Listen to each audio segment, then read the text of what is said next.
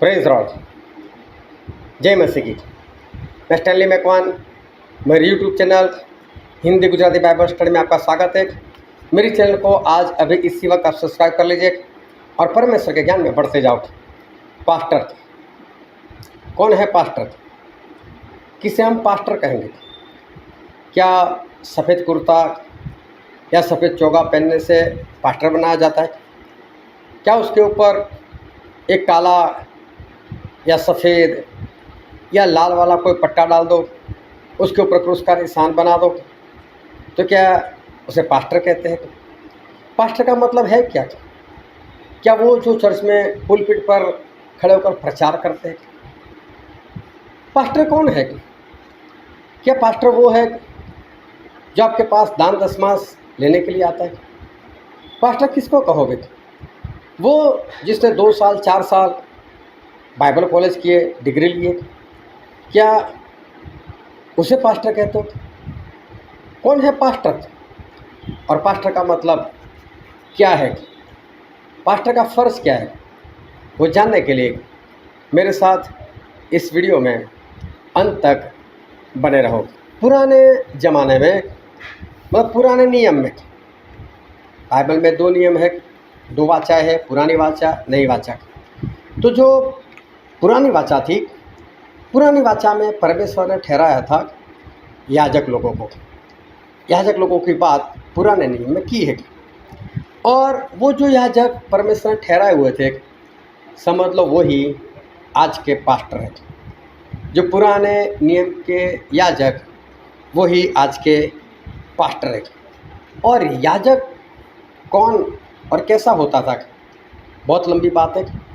मैं उतनी लंबी बात नहीं बताना चाहता, क्योंकि वो पूरे डिटेल में मैंने उसका वीडियो रखा भी है, और उसकी लिंक पास्टर कैसा होना चाहिए, उसकी लिंक मैं डिस्क्रिप्शन में आपके लिए रख दूंगा।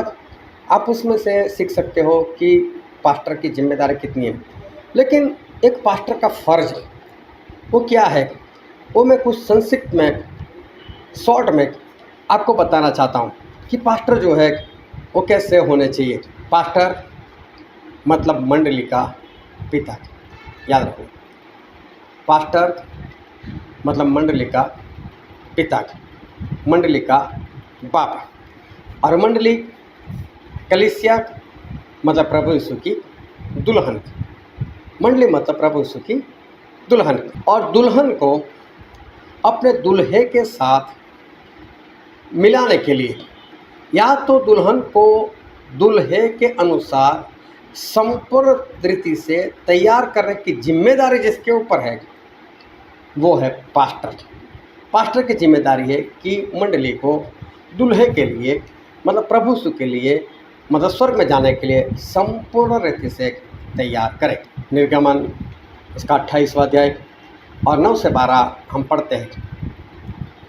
फिर 2 सुलेमानी मणि लेकर उन पर इज़राइल के पुत्रों के नाम खुदवाना। उनके नामों में से 6 तो एक मणि पर और शेष 6 नाम दूसरे मणि पर इज़राइल के पुत्रों की उत्पत्ति के अनुसार खुदवाना। मणि खोदने वाले के काम से जैसे छापा खोदा जाता है, वैसे ही उन 2 मणियों पर इज़राइल के पुत्रों के नाम खुदवाना और उनको सोने के खानों में जड़वा देना, और दोनों मणियों को एपोद के कंधों पर लगवाना। वे इज़राइलियों के निमित्त स्मरण दिलवाने वाले मणि ठहरेंगे, अर्थात हारून उनके नाम यहोवा के आगे अपने दोनों कंधों पर स्मरण के लिए लगाए रहेंगे। जो याजक होते थे उनको खास तरह के कपड़े पहनने होते थे, खास तरह के कपड़े उनको पहनाए जाते थे। उन कपड़ों में एक बात ये थी कि जो एपोद पहनते थे, एक तरह का कुर्ता, तो एपोद के जो कंधा होता था, ये कंधा जो है दोनों तरफ, उस कंधे पर यहाँ पर एक पत्थर और यहाँ पर एक पत्थर लगाया जाता था। और पत्थर जब मैं बोलता हूँ तो कोई मामूली पत्थर नहीं, मूल्यवान पत्थर, और कुछ सोने का चौखटा बनाकर, मतलब जिस तरह से लोग अंगूठी पहनते हैं ना, और अंगूठी में मालूम एक नंग लगाते हैं, और नंग को कैसे ऐसे सोना पकड़ कर रखता है या चांदी पकड़ कर रखते हैं, ऐसे ही यहाँ पर एक चौखटा बनाना होता था, उसके अंदर एक मूल्यवान पत्थर लगाना होता था। इसी तरह से दोनों कंधों के ऊपर एक पत्थर लगाए जाते थे, और फिर वो पत्थर के ऊपर इज़राइल के 6 गोत्र का नाम लिखा जाता था। इधर 6 गोत्रक और इधर 6 गोत्रक, 12 गोत्र थे। अब ये 6 गोत्रक का नाम भी कैसे लिखना है, सभी की हैंड राइटिंग अलग अलग होती है और हैंड राइटिंग ऐसी होती है कि कई तो खुद भी नहीं पहचान सकते और एक दूसरे की हैंड राइटिंग हो सकता है आप ना पढ़ सको। लेकिन परमेश्वर ने कैसा बोला था, खोदना और जैसे छापा काम करते हैं। मतलब जिस तरह से जो बाज़ार में किताब छपती है ना, उसमें कितने अच्छे अक्षरों में वो छापा जाता है, वैसे अक्षरों में छापने के अनुसार वो अक्षरों में यहाँ पर लिखा जाए 6 नाम और दूसरे 6 नाम यहाँ पर लिखे जाएंगे। परमेश्वर ने ये बात उनको बताई थी और ये बात क्या कहना चाहते थे, ये कंधे जो है वो इसलिए होते हैं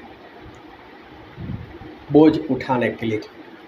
देखो लोग बोझ उठाते हैं, ईश्वर कंधे पर उठा कर जाते हैं, कंधा बोझ उठाने के लिए।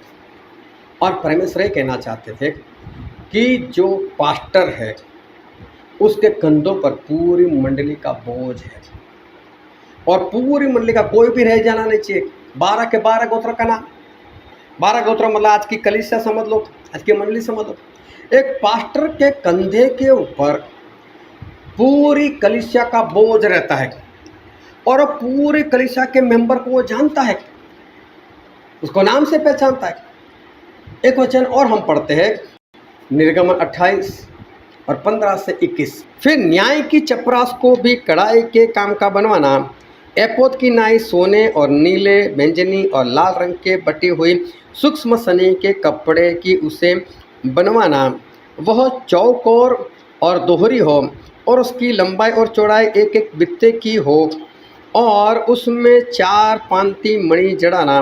पहली पांति में तो माणिक्य, पद्मराग और लालड़ी हो, दूसरी पांति में मरकत, नीलमणि और हीरा, तीसरी पांति में लशम, सूर्यकांत और नीलम और चौथी पांति में फिरोजा, सुलेमानी मणि और यशब हो। ये सब सोने के खानों में जड़े जाए और इज़राइल के पुत्रों के जितने नाम हैं उतने मणि हो, अर्थात उनके नामों की गिनती के अनुसार 12 नाम खुदे। 12 गोत्रों में से एक एक का नाम एक एक मणि पर ऐसे खुदे जैसे छापा खोदा जाता है। देखो जो याजक होता है उस याजक के यहाँ इस छाती के ऊपर एक बित्ता मतलब इस तरह से नापा जाता था, ऊपर साइड में और ऐसे नीचे भी इतना बड़ा एक चौकटा बनाना होता था और उसमें भी जिस तरह से कंधे पर सोने का चौकटा होता था उसमें एक मणि जड़ दिया जाता था। उसी तरह से यहाँ पर 12 चौखटे और सभी में एक एक अलग अलग मणि और मणियों का नाम भी मैंने पढ़कर बताया। वो सारे एक एक कर उसकी 4 लाइन बनाई जाए, 3 3 3 3 मतलब 12 गोत्र के 12 मणि।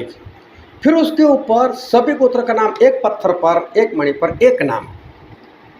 अभी ये क्यों इस तरह से लिखा जाए, और ये भी हाथों से नहीं लिखना है, अच्छे से जिस तरह से किताब छपते हैं उसमें कितने सुंदर सभी को पता चली जाता है क्या लिखा है, वैसे सुंदर अक्षरों में वो लिखा जाए। तो यहाँ पर क्यों, जब यहाँ पर तो था, तो यहाँ पर परमेश्वर ने क्यों लिखा है? ये 2 जगह बोझ उठाने के लिए थी और ये जगह जो है यहाँ पर दिल रहता है। मतलब परमेश्वर ये कहना चाहते हैं कि पास्टर वो है जो सारी मंडली को प्रेम करता है, एक समान प्रेम करता है, सभी को एक मणि के समान प्रेम करता है। अगर उसको पास्टर को मणि मिल जाए तो कितना खुश हो जाएगा।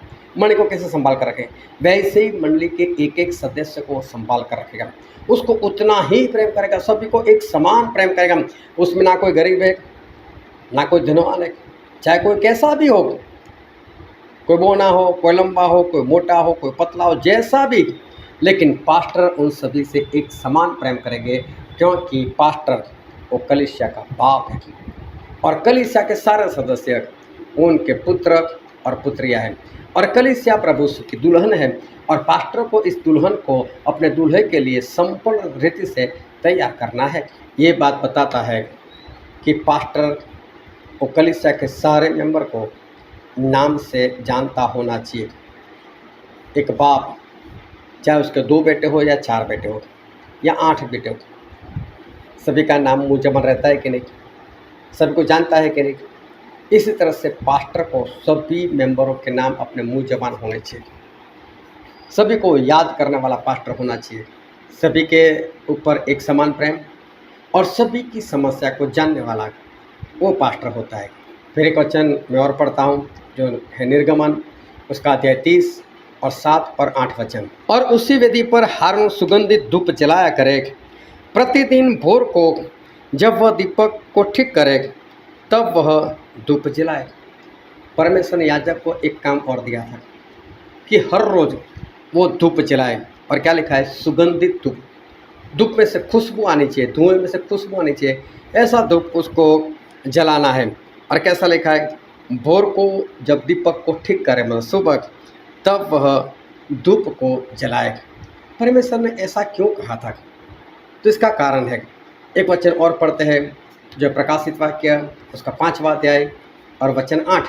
और जब उसने पुस्तक ले ली तो वे चारों प्राणी और 2400 प्राचीन उस मेमने के सामने गिर पड़े, और हर एक के हाथ में वीणा और धूप से भरे हुए सोने के कटोरे थे।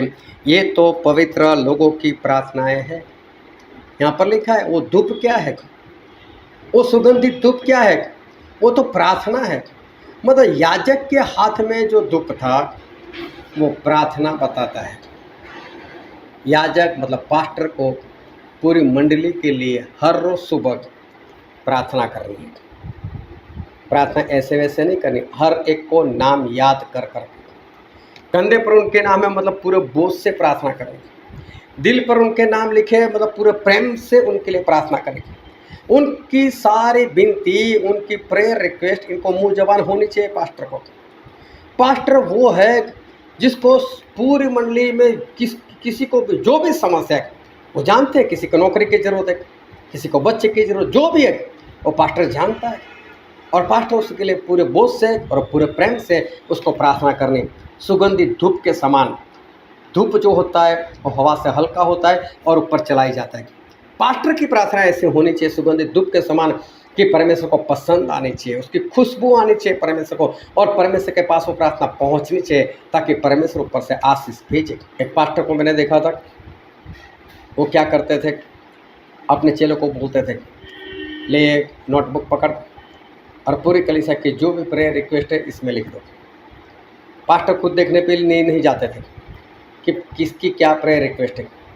और फिर जब प्रार्थना के लिए बैठते थे तो क्या करते थे पास्टर, वो कॉपी को अपने हाथ में लेते थे, उसके ऊपर ऐसे हाथ रखते थे, परमेश्वर इसमें जो जो विनती लिखी है उसके अनुसार काम कर दो, आमीन, बात खत्म।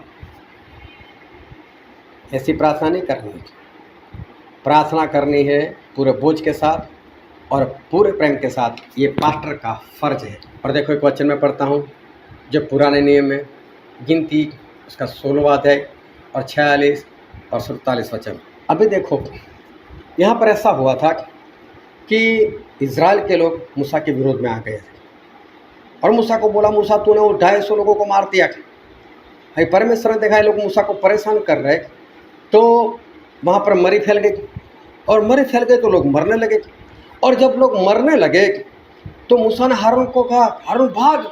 और मैं आपके लिए वचन पढ़ता हूँ, यहाँ पर लिखा है, और मूसा ने हारून से कहा धूपदान को लेकर उसमें वेदी पर से आग रखकर उस पर धूप डाल, मंडली के पास फुर्ती से जाकर उसके लिए प्रायश्चित कर, क्योंकि यहोवा का कोप अत्यंत भड़का है और मरी फैलने लगी है। मूसा की आज्ञा के अनुसार हारून धूपदान लेकर मंडली के बीच में दौड़ा गया, और यह देखकर कि लोगों में मरी फैलने लगी है उसने धूप जलाकर लोगों के लिए प्रायश्चित किया। देखो ये हारून वो याजक थे, मतलब पास्टर थे। तो जब मरी फैली, जब बीमारी फैली, लोग मरने लग गए, परमेश्वर का क्रोध भड़का था, तो मालूम है पास्टर कहाँ भागे? सभी के बीच में भागे और धूपदान लेकर मतलब प्रार्थना को लेकर परमेश्वर लोगों के बीच में खड़े हो गए और परमेश्वर को बोला, परमेश्वर बंद करो, ये मरी को बंद करो, इनको रोको, इनको क्षमा करो। और याजक मतलब पास्टर वो पूरी कलीसिया के लिए प्रायश्चित करते हैं, उनके लिए प्रार्थना करते हैं, परमेश्वर के सामने आकर खड़े हो जाते हैं, नहीं परमेश्वर इनको छोड़ दो, इनको बचाओ। ये है पास्टर का प्रेम। ये प्रेम करने का फर्ज वो पास्टर का है। पास्टर मतलब परमेश्वर और कलीसिया के बीच खड़े रहकर कलीसिया का बचाव करने वाला व्यक्ति, उसको ये काम करना ही करना है। ये पास्टर का फर्ज है। एक वचन पढ़ता हूँ जो है 2 शमूएल उसका 24वां अध्याय उसका 7वां वचन। 2 शमूएल 24वां अध्याय और वचन 17। तो जब प्रजा का नाश करने वाला दूत दाऊद को दिखाई पड़ा, तब उसने यहोवा से कहा, देख, पाप तो मैं ही ने किया और कुटिलता मैं ही ने की है, परंतु इन भेड़ों ने क्या किया है, सो तेरा हाथ मेरे और मेरे पिता के घराने के विरुद्ध हो। दाऊद ने जब देखा कि मरी फैली है और एक दूत लोगों का नाश किया जा रहा है, तो दाऊद बीच में आ गए और दाऊद ने परमेश्वर को बोला, परमेश्वर मैंने पाप किया है, मुझे मारो, मेरे घराने को मारो, इनको नहीं। ये है पास्टर का काम। वो मंडली के लिए बीच में आ जाना चाहिए। परमेश्वर दंड देना तो मुझे दो, मेरी प्रजा को नहीं, मेरी कलीसिया को नहीं, ये बोलने वाला पास्टर होना चाहिए। पास्टर ऐसा करता है कि वो अपने लोगों के लिए अपनी जान पर भी वो खेल जाता है। एक वचन में और पढ़ता हूँ जो है निर्गमन का पुस्तक उसका 32वां अध्याय उसका 32 वचन, और यहाँ पर लिखा है, तो भी अब तू उनका पाप क्षमा कर, नहीं तो अपनी लिखी हुई पुस्तक में से मेरे नाम को काट दे। जब इस्राएल लोगों ने मूर्ति पूजा की और मूर्ति पूजा कर कर परमेश्वर के क्रोध के साझी हो गए, भागी हो गए, और मूसा ने देखा कि परमेश्वर इनको ख़त्म कर देंगे, तो मूसा परमेश्वर के पास गए और मालूम है परमेश्वर को क्या बोला, परमेश्वर इन सभी को क्षमा कर दो, इनको छोड़ दो, इनको क्षमा करो। और अगर इनको क्षमा नहीं करना है तो फिर जीवन के पुस्तक में से, वो पुस्तक जिनमें स्वर्ग जाने वालों का नाम है, बोले मेरा नाम तो है, मेरा नाम भी काट दो, मुझे भी इनके साथ नरक में डाल दे रख। देखो इस तरह से परमेश्वर और मंडली के बीच में आने वाला जो व्यक्ति है वो है पास्टर। ये पास्टर का फर्ज है। पास्टर को इतना प्रेम मंडली के लिए होना ही चाहिए, ये पास्टर का फर्ज है। अगर पास्टर को ये भी नहीं पता कि कौन उनके मेंबर है, उसकी कलीसिया के कितने मेंबर है, कौन कौन से मेंबर है, अगर ये भी नहीं पता तो समझ लेना वो पास्टर नहीं, तनख्वाह लेने वाला एक कर्मचारी है। एक भाई साहब की डेथ हो गई थी और अंतिम क्रिया में मैं था, और उनका जो पास्टर था वो अंतिम क्रिया पर वचन दे रहे थे। परिवार वाले दुखी थे और एक पास्टर जोरों जोरों से बोल रहे, इस भाई को मैं नहीं जानता, इस भाई को मैं पहचानता नहीं, ये कौन था, कहाँ रहता था, मुझे कुछ नहीं मालूम, मैं इनके परिवार को नहीं जानता। तो पास्टर ये कहना चाहते थे, कैसे कैसे लोग कलीसिया में आते भी नहीं, दिखते भी नहीं, मैं जानता भी नहीं, उनको पहचानता भी नहीं। और एक बात बताओ, मैं उस भाई साहब को करीबी से जानता था। वो भाई साहब हर महीने अपना दान लिखवाता था, हर महीने दान उसके जेब से जाता था और बाकायदा उसकी रिसीट भी, पर्ची भी उसको दी जाती थी। तो वो पर्ची को कभी पास्टर ने देखा नहीं कि ये भाई साहब कौन, मैं जानता नहीं फिर भी दान दे देता है। अरे पास्टर को देखना तो चाहिए ना कि मेरे कितने मेंबर है, ये कहाँ पर रहता है, मेरे चर्च में आता नहीं तो गया कहाँ है, कहाँ वो, क्या उसको ढूंढने नहीं जाना चाहिए? जो ऐसा नहीं करता वो पास्टर नहीं। एक भाई साहब मर गए थे और उनकी भी अंतिम क्रिया होने वाली थी और मैं कब्रिस्तान में सबसे पहले पहुंच गया। जब मैं कब्रिस्तान में पहुंच गया तो वहाँ उस भाई साहब के पास्टर थे और दूसरा उनके चर्च का एक अगुआ था और तीसरा मैं था। अब वो दोनों आपस में बात कर रहे थे और पास्टर बोल रहा था, मुझे तो आज पता चला कि ये मेरा मेंबर है। बोलो इतना शराब पीता था, तो शराब पी कर मर गया। ऐसे लोगों की भी अंतिम क्रिया करनी है हमको। और जो दूसरा अगवा है बोले नहीं, हमको कानून बनाना पड़ेगा। ऐसे लोग जो है, जो चर्च में नहीं आते, जो शराब पीते, उनको निकाल देंगे, हम ये करेंगे वो करेंगे।